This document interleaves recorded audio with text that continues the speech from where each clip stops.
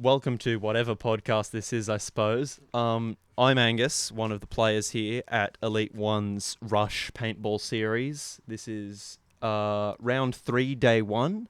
I'm here with the owner, Kay Adams. Yes, hi. It's lovely to have you on. Honestly, I would like to immediately present my thanks for you having this amazing day. It has been so much fun. This is my first paintball tournament, and I have had nothing but the best time, and I can do nothing but thank you for that. Oh, that's great, mate. No, we like to look after our paintball players. And you really, really do. When did you start getting into paintball? Peter, my son, loved paintball, and that's the only thing he wanted to do. So we bought the land, cleaned all the lantana and tobacco bush, and built the paintball park. That is unbelievably sweet. And over the past, how many years it's been open? Nearly 15 years. 15 years. Wow. In that time, you have grown from what is family-owned small paintball park to this sort of tournament, dragging in teams from Sydney and me 4 hours away. It's quite amazing, I think, and I hope you'd agree. Yeah, no, we've got quite a good following from Queensland. We've got some really good paintball players and friends in Queensland as well as New South Wales, and it's just like one big happy family. It's just like getting away together. And yeah, frankly, I've been treated as nothing but family in the short time that I've been here, and I can, once again, I feel like a broken record, but I can do nothing but thank you so much for that. The amount of respect and welcomingness you guys have given me, and undoubtedly any of the other paintball players that have appeared in your vicinity, is quite astounding, and that is quite admirable. Well, Angus, everybody likes to be treated nicely, and you just treat people the way they treat you. And sometimes, people are having a bad day and they, might not be real happy, but it doesn't take long to start talking to some of the paintball players, and they're all, great again.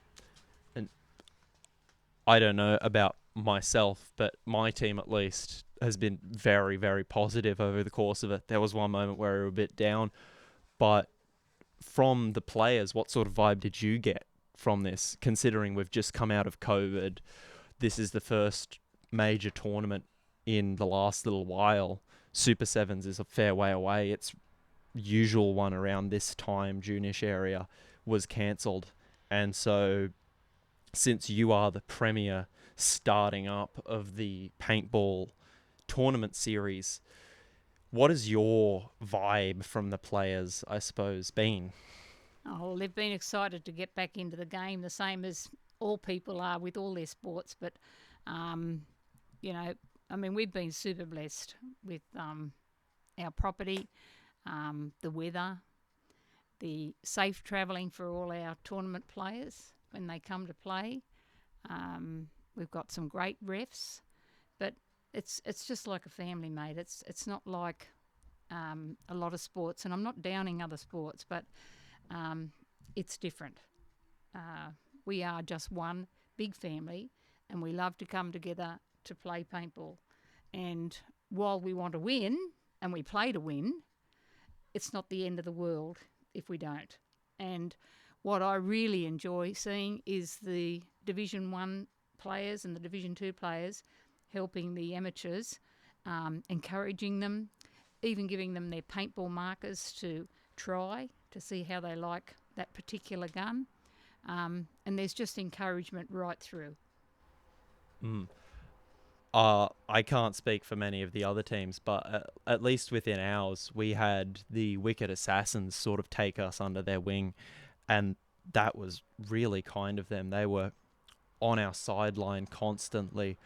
They were perpetually just helping us out, giving us pointers, giving us that encouragement, especially in the early times. We had the first 3 rounds, I think it was, against semi-pro and pro, and it was just really hitting us in the guts. We were like really down on our luck by that third one, but they did nothing but keep us positive. Even when we were up against them, they were just providing all the support that they could to help us stay positive, even though they were shooting us in the face at the time. And that's quite excellent, I think, that you've managed to cultivate such a simultaneously competitive and Nurturing. family nurturing. Yes, It that's is. a Because excellent word. they, the Wicked Assassins, I mean, they are a team from Sydney, and you think a lot of city people, don't talk to a lot of people, if you like, but no, the paintball players are they're a unique type of people. They're just, everyone seems to be grounded, and everybody's looking out for one another. It really is a big family. It really is. And the Power Pew girls and one of the pro teams, I forget exactly which one it was, they were letting them try out the Luxes and the CSs, and it was really excellent to see that they're like trying to help them go through the sport with like the upgrade sort of, and like they're all shooting like the E-Techs, the Ethers, the sort of low end of the market region, and they're getting these pro teams who they're at the same time fighting against, but like, oh yeah, try this one out, see how you like it. So if they do come up to that higher level of play, they know what they like. They're not just going in blind. And especially with the teams providing that sort of support, it's really helping the sport come to a higher level generally. Your skill floor, I suppose the best way of explaining it is the lower end is supported by the higher end.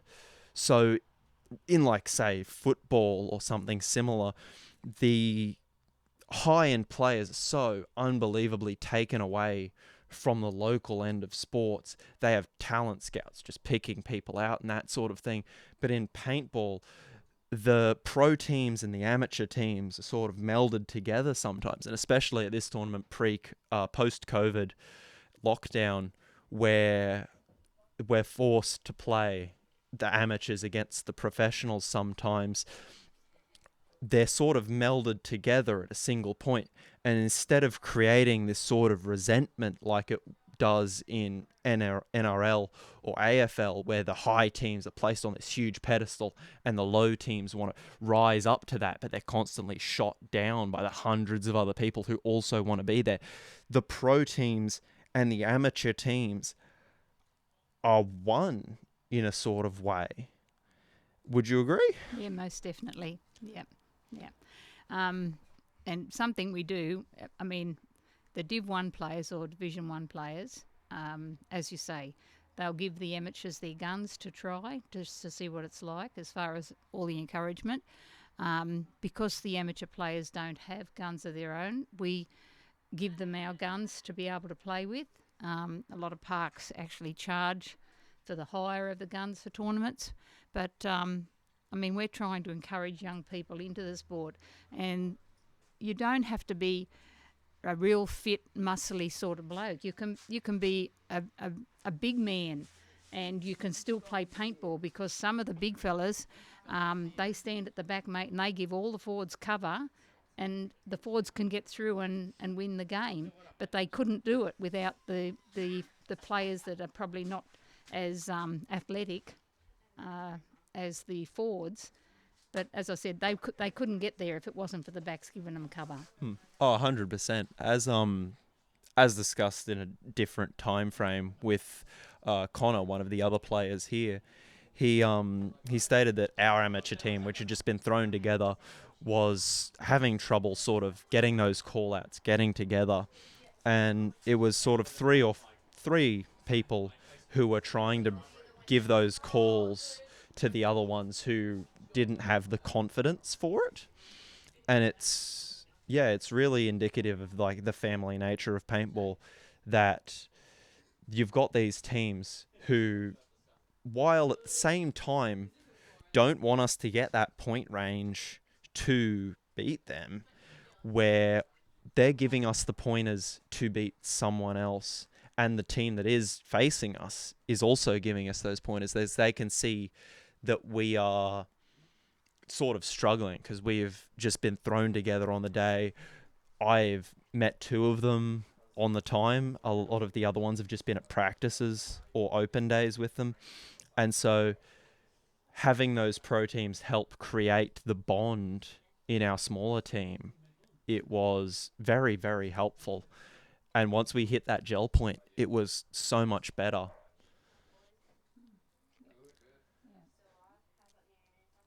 Well, I don't know what else to say personally. Do you have any closing remarks?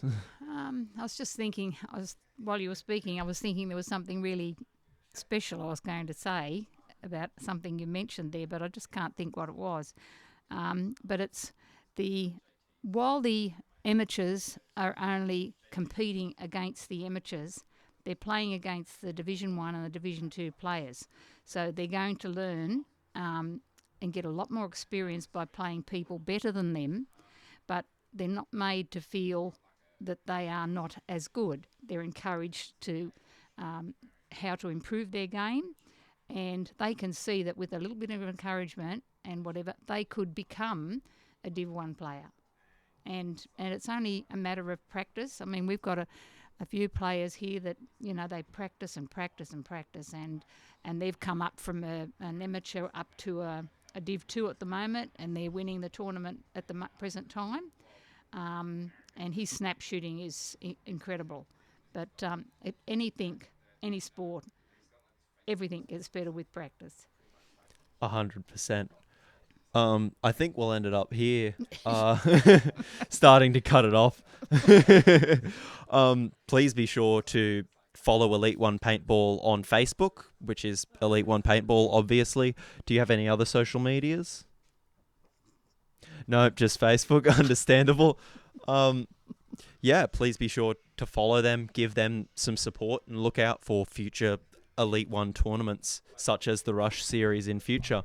What's your address again? 44 Strouds Road, Bonville. Lovely. Just past the Butterfly House. There's a couple of open games usually of a Saturday. If you hit up the page, they'll let you know and keep you posted as to what those times are if you'd like to come and have a game. Thank you very much, Kay. It's been an absolute pleasure being here. Thank you, Angus. Thanks, Zach. Thanks, Zach.